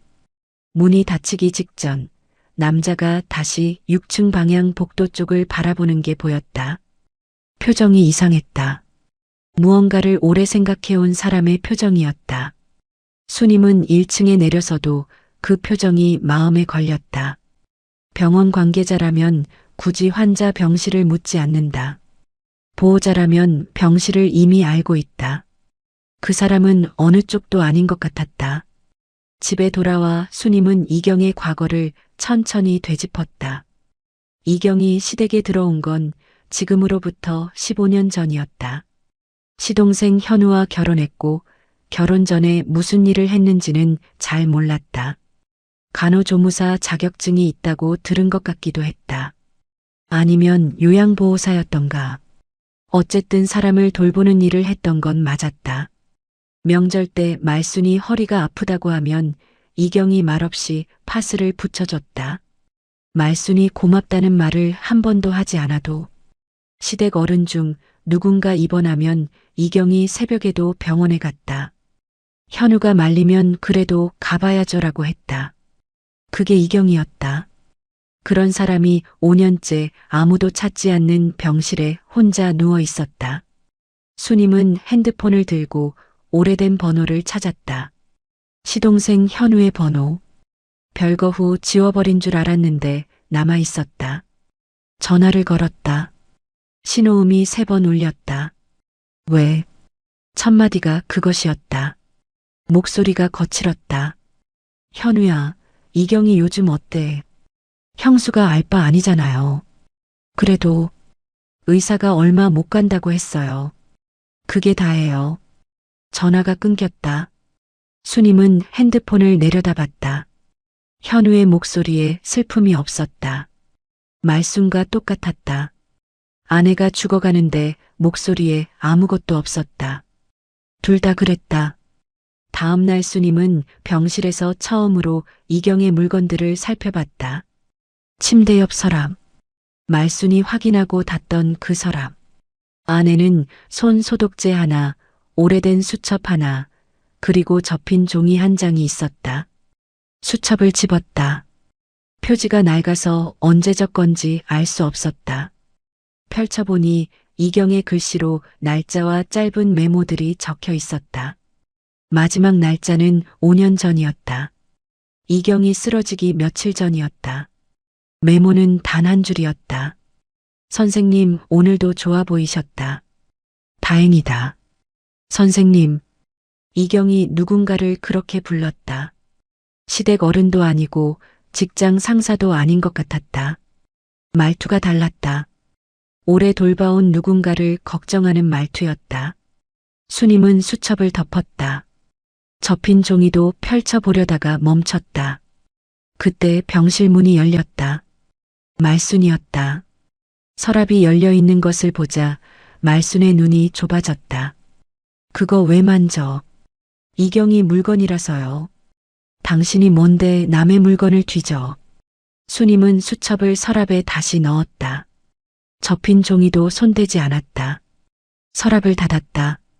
말순이 서랍 쪽으로 걸어와 다시 열었다. 안을 훑어보고 닫았다.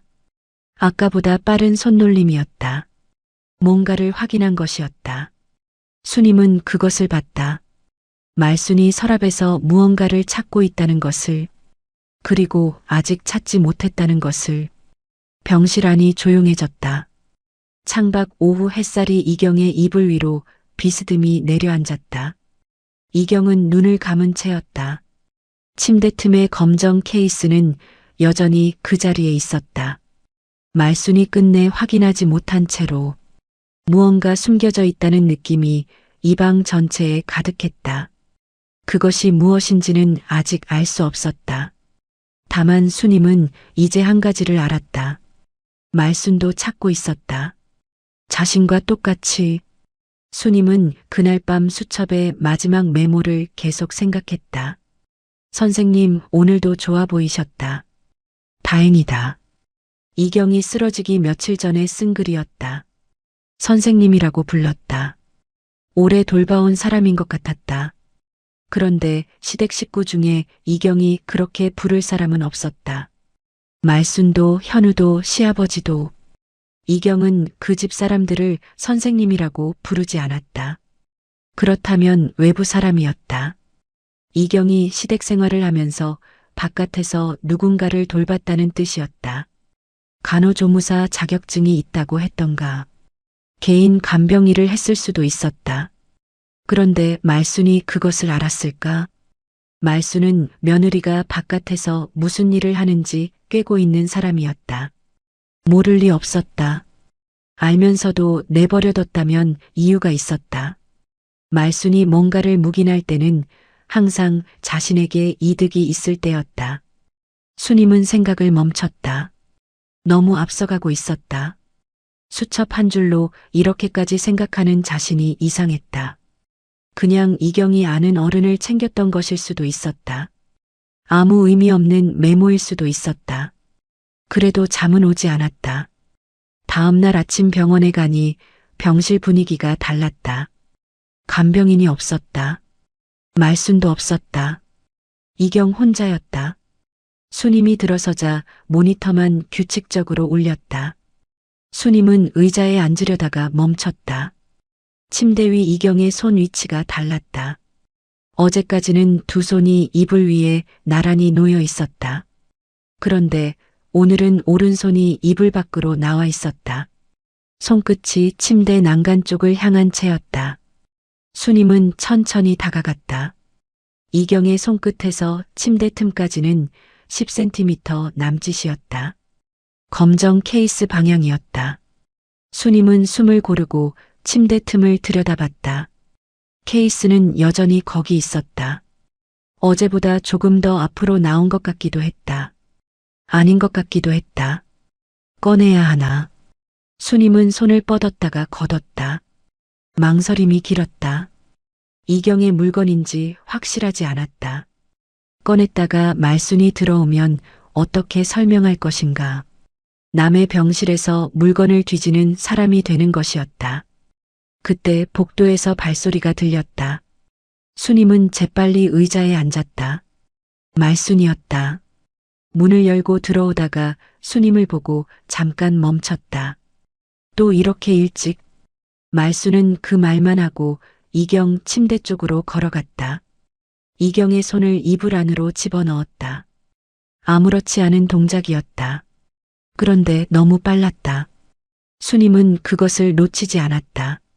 말순이 가방에서 서류를 꺼냈다. 이번엔 봉투가 아니었다. 클립으로 묶인 서류 여러 장이었다. 말순이 그것을 순임 앞으로 내밀었다. 사인해. 순임은 서류를 내려다봤다. 연명 치료 중단 동의서. 제목 아래로 이미경이라는 이름이 인쇄돼 있었다. 하단에 서명란이 여러 개였다. 담당의 서명, 보호자 서명, 그리고 기타 관계인 서명란. 저는 보호자가 아닌데요. 관계인이잖아. 형수면 관계인이야. 현우도 사인했어. 의사도 동의했어. 너만 하면 돼. 순임은 서류를 바라봤다. 현우 서명이 이미 들어가 있었다. 담당의 서명도 있었다. 이걸 왜 저한테까지 받으려고 해요? 절차야, 절차. 병원에서 요구하는 거야. 순임은 말순을 봤다. 말순은 눈을 피하지 않았다. 늘 그랬다.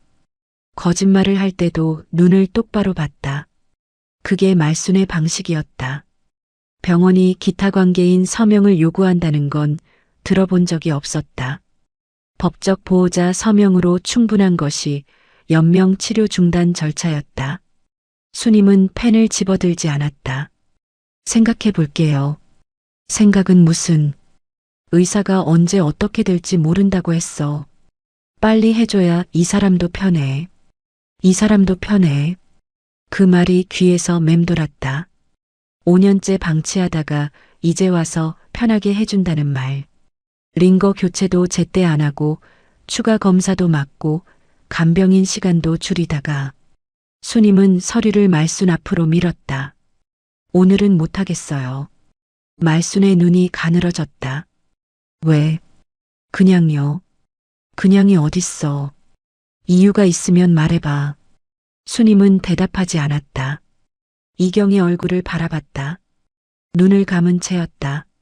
모니터 파형은 조용히 오르내렸다. 말순이 서류를 도로 집었다.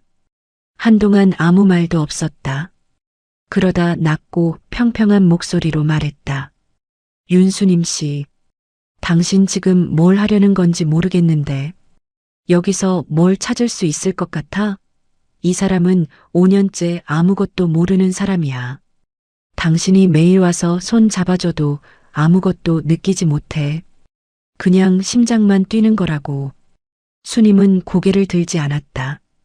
말순이 가방을 들고 병실을 나갔다. 문이 닫혔다. 병실이 다시 조용해졌다. 수님은 오래 앉아 있었다. 서명하지 않은 것이 옳은 건지 틀린 건지 알 수 없었다. 자신이 무엇을 맡고 있는 건지도 몰랐다. 증거가 없었다. 이경이 의식이 있다는 증거도, 말순이 나쁜 의도를 가졌다는 증거도 그냥 느낌뿐이었다. 그 느낌만으로 자신이 버티고 있었다. 병원을 나서려는데 수님의 핸드폰이 울렸다. 모르는 번호였다. 받았다. 윤수님 씨 맞으시죠? 남자 목소리였다. 낮고 조심스러웠다. 누구세요? 며칠 전에 복도에서 뵌 적 있어요. 엘리베이터 앞에서요. 수님은 멈췄다. 그 남자였다. 정장 차림으로 6층 복도 방향을 바라보던. 어떻게 제 번호를. 죄송합니다. 안내 데스크에 방문자 기록이 남아있더라고요. 사정이 있어서 연락드렸어요. 무슨 사정이요? 잠깐 침묵이 흘렀다. 이미경 씨를 제가 압니다. 오래전에. 수님은 숨을 참았다. 만날 수 있을까요? 드릴 말씀이 있어요. 전화기 너머로 조용한 숨소리가 들렸다. 돌이킬 수 없는 무언가가 지금 막 시작되는 느낌이었다. 남자를 만난 건 병원 근처 조용한 카페였다. 정장 차림이었다. 가까이서 보니 50대 후반이었다. 머리카락이 반쯤 휘었고 눈가에 주름이 깊었다. 명함을 내밀었다. 수님은 받아서 내려다봤다. 강도현, 한성의료재단 이사장. 수님은 명함을 테이블 위에 내려놓았다. 이경희를 어떻게 아세요? 강도현이 커피잔을 두 손으로 감쌌다. 말을 고르는 사람의 동작이었다. 12년 전 일입니다. 제가 쓰러진 적이 있어요. 뇌혈관이었어요. 응급실에 실려갔는데 당직 의사가 늦었고 보호자도 연락이 안 됐어요. 그때 제 옆에 있던 간호조무사가 이미경 씨였습니다. 수님은 듣고 있었다. 처치가 늦었으면 저는 그날 죽었을 거예요. 이미경 씨가 담당 의사 오기 전까지 혼자서 버텨줬어요. 교과서대로 한 게 아니라 그냥 자리를 안 떠난 거예요. 손을 잡고 있었어요. 1시간 넘게. 강도연의 목소리가 낮아졌다. 그게 전부인데 그게 전부가 아니더라고요. 수님은 아무 말도 하지 않았다. 그 후로 이미경 씨가 어떻게 됐는지 수소문했는데 찾을 수가 없었어요. 결혼을 했다는 얘기만 들었고, 그러다 몇 달 전에 우리 병원 입원 환자 명단에서 이름을 봤어요. 식물인간 상태로 5년째 입원 중이라고. 강도연이 고개를 들었다. 직접 가보고 싶었는데 보호자가 외부인 면회를 막아놨더라고요. 그래서 복도에서만 서성였습니다. 수님은 명함을 다시 봤다. 한성의료재단. 이 병원의 재단이었다. 이사장이 자기 병원 환자 면회를 못한다는 게 말이 되나? 그런데 강도연은 그걸 굳이 밀어붙이지 않았다. 왜 저한테 연락하셨어요? 매일 오시더라고요. 보호자가 아닌데 매일. 그게 눈에 띄었어요. 이미경 씨 편인 사람이 있다면 당신일 것 같았어요. 편인 사람. 그 말이 이상하게 가슴에 걸렸다. 자신이 이경의 편이 맞는가? 확신도 없이 매일 와서 앉아 있는 것이 편이라고 할 수 있는가? 저한테 원하시는 게 뭐예요? 강도연이 잠깐 망설였다. 이미경 씨 상태를 제대로 된 의료진이 다시 보게 해드리고 싶어요. 보호자 동의 없이는 제가 직접 개입할 수가 없어요. 재단 이사장이라도 개별 환자 진료에 마음대로 끼어드는 건 절차 위반이라서 보호자가 동의 안 하면요. 방법이 없어요. 법적으로는. 수님은 창밖을 봤다. 병원 건물이 보였다. 6층 창문이 저 어딘가에 있었다. 그럼 저한테 뭘 원하시는 거예요? 저도 보호자가 아닌데. 강도연이 테이블 위로 손을 모았다. 혹시 이미경 씨 병실에서 이상한 것 보신 적 없으세요? 뭐든요. 수님은 멈췄다. 침대 틈에 검정 케이스가 떠올랐다. 이경의 손가락이 그쪽을 향하던 것이, 수첩의 마지막 메모가, 말순이 서랍을 뒤지던 것이. 수님은 아무 말도 하지 않았다. 강도연이 수님의 침묵을 읽는 것 같았다. 있군요. 확실하지 않아요. 확실하지 않아도 괜찮아요. 수님은 커피잔을 내려다봤다. 식어 있었다. 처음부터 한 모금도 마시지 않았다. 카페를 나와 수님은 곧장 병원으로 올라갔다. 병실 문을 열었다. 이경은 혼자였다. 오후 간병인 교대 시간이었다. 모니터가 울리고 있었다. 수님은 들어서자마자 침대 틈을 봤다. 케이스가 없었다. 수님은 숨이 멎는 것 같았다. 틈 안을 손으로 더듬었다. 아무것도 없었다. 침대를 조금 당겨봤다. 벽 뒤쪽에도 없었다. 없어졌다. 언제 없어진 건지 알 수 없었다. 오전에 수님이 있을 때는 분명히 있었다. 서명 거부 후 말순이 나갔고 수님도 나갔고 그 사이에 누군가 가져간 것이었다. 말순이었다. 서명을 거부하자 말순이 뭔가를 직감한 것이었다. 수님이 그 케이스를 눈치채고 있다는 것을. 그래서 먼저 치운 것이었다.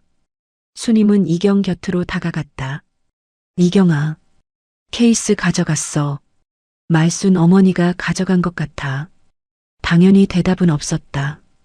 그런데 이경의 눈가가 움직였다. 아주 미세하게. 눈꺼풀 아래에서 안구가 움직이는 것 같은 떨림이었다. 수님은 이경의 손을 잡았다. 차가웠다. 늘 차가웠다. 그런데 손가락이 수님의 손을 아주 약하게 눌렀다. 챕터 3에서처럼 한 번이 아니었다. 이번엔 2번이었다. 2번. 수님은 이경의 손을 꽉 쥐었다. 뭔가 있는 거지. 그 케이스 말고 또 있는 거지. 이경의 손이 다시 2번 눌렸다. 수님의 심장이 빠르게 뛰었다. 눈물이 나올 것 같았다. 5년이었다. 5년 동안 이 사람이 이 안에 있었던 것이었다. 아무도 몰랐다. 아무도 찾지 않았다. 그때 병실 문이 열렸다. 말순이었다. 손에 아무것도 들고 있지 않았다. 잠깐 수님과 이경의 손을 봤다. 그리고 침대 틈 쪽을 봤다. 케이스가 없어진 그 자리를. 말순의 표정이 굳었다. 나가. 어머니. 나가라고. 목소리가 달랐다. 낮고 단단했다. 수님은 자리에서 일어나지 않았다. 이경이 손이 움직여요. 근육 경련이야. 2번이에요. 규칙적으로요. 나가. 말순이 병실 문을 활짝 열었다. 복도 간호사가 이쪽을 봤다. 수님은 이경의 손을 내려놓았다. 천천히 일어섰다. 가방을 들고 병실을 나왔다. 문이 닫혔다. 복도에 서서 수님은 숨을 골랐다. 케이스는 없어졌다. 그런데 이경이 2번 눌렀다. 케이스 말고 또 있다는 것이었다. 그게 뭔지는 몰랐다. 어디 있는지도 몰랐다. 하지만 이제 수님은 알았다. 이경은 살아있었다. 5년 동안 이 안에서 살아있었다. 그리고 지금 이 순간에도 뭔가를 수님에게 알려주려 하고 있었다. 힘든 공포와 후회가 동시에 밀려왔다. 더 일찍 왔어야 했다. 훨씬 더 일찍. 수님은 복도 끝 의자에 앉아 강도연에게 전화했다. 병실에 있던 물건이 없어졌어요. 오늘 오후 사이에요. 강도연이 잠깐 침묵했다. 어떻게 생긴 물건이었어요? 작고 납작한 검정 케이스요. 버튼이 없었어요. 처음 봤을 때부터 이상하다고 생각했는데 언제부터 있었는지 아세요? 모르겠어요. 제가 처음 병실 갔을 때부터 있었으니까 적어도 몇 주는 됐을 거예요. 강도연이 낮게 말했다. 혹시 녹음기일 수 있어요? 수님은 복도 의자에서 몸이 굳었다. 소형 녹음기 중에 버튼 없이 작동하는 게 있어요. 충격 감지형이라고. 침대가 움직이거나 사람이 가까이 오면 자동으로 켜지는 방식이에요. 수님은 숨을 참았다. 이경이 그것을 침대 틈에 숨겼다면, 쓰러지기 전에 숨겨뒀다면, 아니면 의식이 돌아온 후 어떻게든 거기 밀어 넣었다면, 이경이가 준비한 거일 수 있어요. 그럴 가능성이 있어요. 그럼 그 안에 뭐가 담겨 있는지. 강도연이 말을 이었다. 보호자가 가져갔다면 이미 없앴을 수도 있어요. 시간이 없어요, 윤수님 씨. 수님은 자리에서 일어났다.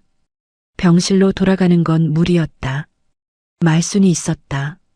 지금 들어가면 쫓겨나는 게 전부였다. 수님은 복도를 천천히 걸으며 생각했다. 말순이 케이스를 가져갔다면 어디에 뒀을까? 병실 안 어딘가에 숨겼을까? 아니면 이미 가방에 넣고 나갈 준비를 하고 있을까? 그때 병실 문이 열렸다. 말순이 나왔다.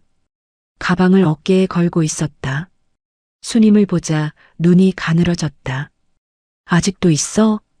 잠깐만요, 어머니. 할 말 없어. 말순이 엘리베이터 쪽으로 걸어갔다. 수님은 따라가지 않았다. 병실 문이 닫혀 있었다. 이경 혼자였다. 수님은 병실 안으로 들어갔다.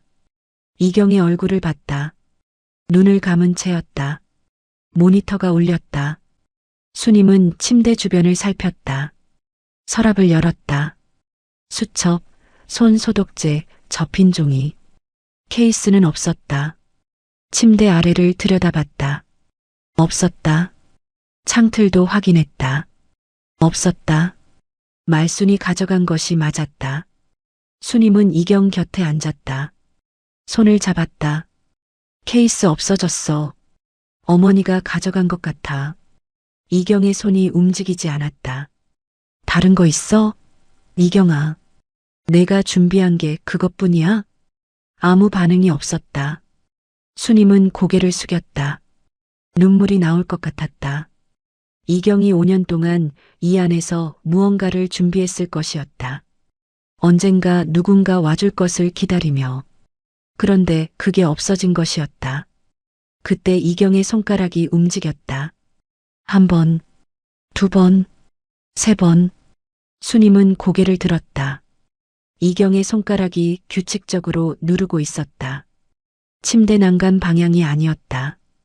이번엔 반대쪽이었다. 벽 쪽이었다. 침대 머리맡 쪽 벽. 수님은 침대 위쪽으로 몸을 기울였다. 침대 헤드와 벽 사이. 거기도 틈이 있었다. 수님은 손을 집어넣었다. 뭔가 닿았다. 꺼냈다. 케이스와 똑같이 생긴 물건이었다. 조금 더 작았다. 역시 버튼이 없었다. 두 번째였다. 이경은 두 개를 숨겨뒀던 것이었다. 수님은 손이 떨렸다. 이경의 손을 봤다. 손가락이 이제 조용했다. 다 했다는 듯이. 수님은 병실을 나와 계단으로 뛰었다. 강도연에게 전화했다. 있어요. 두 번째 거예요. 강도연의 목소리가 바뀌었다. 지금 어디세요? 계단이요. 움직이지 마세요. 제가 갈게요. 10분이 채 안 돼서 강도연이 계단으로 들어왔다. 수님에게서 케이스를 받아들었다. 재생 버튼을 찾는 것 같았다. 케이스 옆면에 아주 작은 홈이 있었다. 거기에 손톱을 대자 덮개가 열렸다. 작은 메모리 칩이 들어 있었다. 강도연이 핸드폰 단자에 연결했다. 파일이 여러 개였다. 날짜가 찍혀 있었다. 가장 오래된 파일은 3년 전이었다. 첫 번째 파일을 재생했다. 병실 소음이 들렸다. 모니터 소리. 그리고 말순의 목소리가 나왔다. 이경아, 너 이러다 진짜 오래 가겠다. 빨리 좀 가줘야 할 텐데. 순임은 숨을 참았다. 두 번째 파일이었다. 현우야, 수익자 변경 서류 오늘 가져왔어. 도장 찍어. 이 사람 언제 갈지 모르니까 미리 해둬야지. 현우의 목소리가 이어졌다. 어머니, 이거 나중에 문제 안 돼요? 문제가 왜 돼? 식물인간이 뭘 알아? 파일이 끊겼다. 강도연의 얼굴이 굳어 있었다. 순임은 벽에 기댔다. 다리가 떨렸다. 세 번째 파일이었다. 간병인을 내보내는 말순의 목소리. 병실이 조용해지는 소리. 그리고 말순이 이경에게 직접 하는 말이었다. 아, 들려? 안 들리지. 의사도 포기했다고. 근데 왜 이렇게 안 죽어? 보험금이 얼마인데. 빨리 죽어줘야 우리도 살지. 계단 안이 조용했다. 강도연이 핸드폰을 내렸다. 순임은 눈물이 흘렀다. 닦지 않았다. 이경이 들었을 것이었다. 이 말들을 전부 의식이 있는 채로 5년 동안 빨리 죽으라는 말을 들으면서 이 작은 케이스에 담아온 것이었다. 형님이 올 때까지. 형님은 눈치가 빠른 사람이에요. 그래서 자신을 부른 것이었다. 강도연이 핸드폰을 주머니에 넣었다. 목소리가 흔들렸다. 이미경 씨가 저를 살렸어요. 12년 전에. 그때 제가 살아서 이사장이 됐는데 그가 잠깐 멈췄다. 그 사람이 이 병원에서 이러고 있는 동안 저는 아무것도 몰랐어요. 순임은 아무 말도 하지 않았다. 강도연이 고개를 들었다. 눈이 붉었다. 경찰에 넘기겠습니다. 오늘 바로요. 그리고 이미경 씨 진료는 제가 직접 챙기겠습니다. 최선의 의료진으로요. 순임은 고개를 끄덕였다. 계단벽 너머 어딘가에서 모니터 소리가 가늘게 들렸다. 5년 동안 혼자 버텨온 사람의 심장 소리 같았다. 뒤늦게 밀려오는 죄책감이 계단 전체를 채웠다. 말순과 현우가 경찰에 연행된 건 그날 저녁이었다. 강도연이 직접 법무팀을 움직였다. 녹음 파일은 3개가 더 있었다. 수익자 변경 강요, 연명 치료 중단 압박, 간병 방치 정황이 날짜별로 담겨 있었다. 이경이 3년에 걸쳐 모아온 것들이었다. 의식이 있는 상태에서 손끝만으로 한 파일씩. 순임은 경찰서에 동행하지 않았다. 병실로 돌아갔다. 이경은 여전히 눈을 감고 있었다. 모니터가 울렸다. 링거줄이 흔들렸다. 달라진 것은 아무것도 없어 보였다. 그런데 순임은 이제 알았다. 이 조용함이 무력함이 아니라는 것을. 의자를 당겨 침대 옆에 앉았다. 이경의 손을 잡았다. 차가웠다. 늘 그랬다. 다 끝났어. 말이 짧았다. 더 할 말을 찾지 못했다. 수고했다는 말도 미안하다는 말도 전부 너무 작았다. 5년이라는 시간 앞에서 어떤 말도 충분하지 않았다. 그냥 손을 잡고 있었다. 이틀 후 강도연이 직접 섭외한 신경과 전문의가 이경을 검진했다. 순임은 병실 밖 복도에서 기다렸다. 1시간이 넘었다. 강도연이 옆에 서 있었다. 둘 다 말이 없었다. 검진을 마친 의사가 복도로 나왔다. 최소의식 상태로 보입니다. 순임은 그 말의 뜻을 몰랐다. 의사가 설명했다. 완전한 식물인간이 아니었다. 외부 자극에 간헐적으로 반응하는 상태.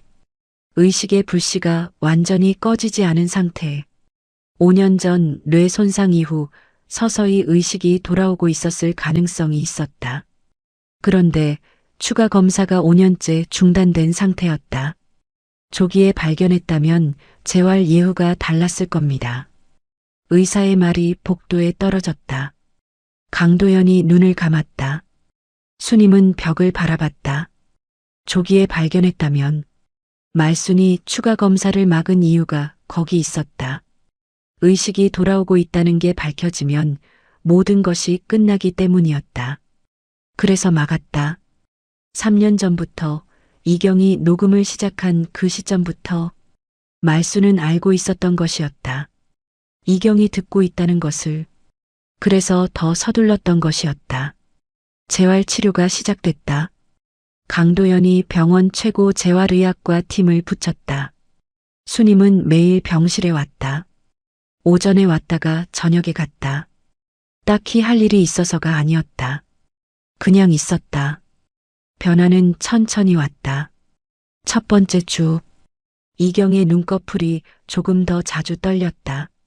두 번째 주, 재활치료사가 이경의 팔을 움직일 때 이경 쪽에서 미세한 저항이 느껴진다고 했다. 세 번째 주, 이경이 눈을 떴다. 완전히 뜬 것은 아니었다. 실처럼 가늘게 몇 초 동안. 그리고 다시 감겼다.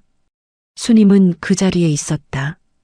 이경의 눈이 열렸다 닫히는 그 몇 초 동안 수님은 아무 말도 하지 못했다. 울지도 못했다. 그냥 굳어 있었다. 재활치료사가 나간 후 수님은 오래 앉아 있었다. 봤어. 나 봤지? 이경의 손이 2번 눌렸다. 그 소식을 들은 강도연이 병실로 왔다. 이경의 침대 옆에 서서 한동안 말을 하지 못했다. 손을 내밀었다가 걷었다. 다시 내밀었다. 이경의 손등 위에 가볍게 얹었다. 이미경 씨, 저 도연이에요. 기억하시나요? 이경의 손가락이 움직였다. 강도연이 고개를 숙였다. 어깨가 떨렸다. 소리 없이 울었다. 병원장이라는 사람이 환자 침대 앞에서 어깨를 흔들며 울었다. 수님은 그 모습을 보면서 시선을 창밖으로 돌렸다. 12년 전 이경이 손을 잡아줬던 사람이었다. 그 손이 지금 이 침대 위에 있었다. 말순과 현우는 구속됐다. 노인학대, 보험사기 공모, 의료방치 혐의였다. 재판은 오래 걸릴 것이었다. 수님은 참고인 조사를 2차례 받았다. 진술서에 서명할 때 손이 떨리지 않았다. 연명 치료 중단 동의서에는 끝내 서명하지 않았었다. 그 선택이 지금 이 자리를 만든 것이었다. 오후 햇살이 길게 드는 날이었다. 수님이 병실에 들어서자 재활치료사가 이경의 손가락 운동을 돕고 있었다. 수님이 의자를 당겨 앉자 치료사가 자리를 비켜줬다.